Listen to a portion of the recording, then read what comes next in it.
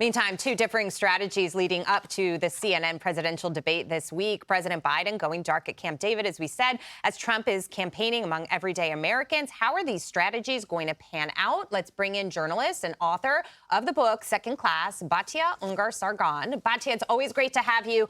And you've got President Biden, he's branding Trump as a felon, okay? He's saying he's going to destroy democracy. He's a huge threat to it. They're also targeting abortion really hard. He posted this chart to Twitter moments before we came on the show.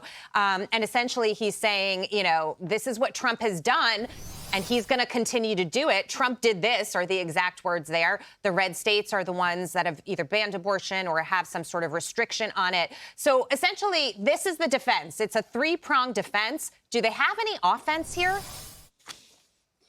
It's so amazing, Jackie. You made this point last week that you basically have the Trump campaign and then you have the anti-Trump campaign, but you don't actually have a Biden campaign, right? Despite the fact that the Democrats have the entire media establishment in their camp, the only thing they can talk about is how much they hate Trump. There actually isn't a record to run on. And I have to just contrast that with the confidence with which former President Trump is going into this debate. I mean, can you even imagine allowing someone like Jake Tapper to be the moderator and saying, you know what, I'm down with this because I know I can win on the merits. And I think you guys are totally right that there really is a split screen here. President Trump, the confidence he has to face the American people because of his record from when he was president, and then President Biden hiding in the basement again and preparing so much for this debate that he probably won't do very well in. Batya, Biden is on offense, let's say a little bit in North Carolina. He's spending a lot of money there. I think that's an abortion play for him.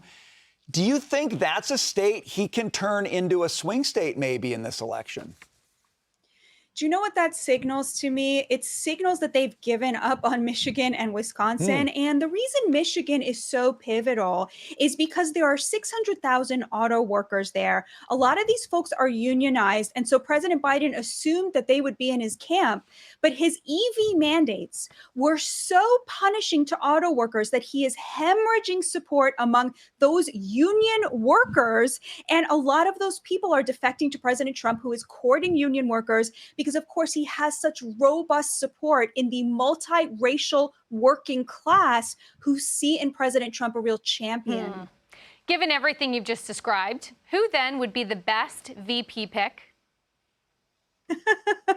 It's a great question. It's very clear that President Trump feels very comfortable around Doug Berman. It's clear that there's a lot of, comfort there.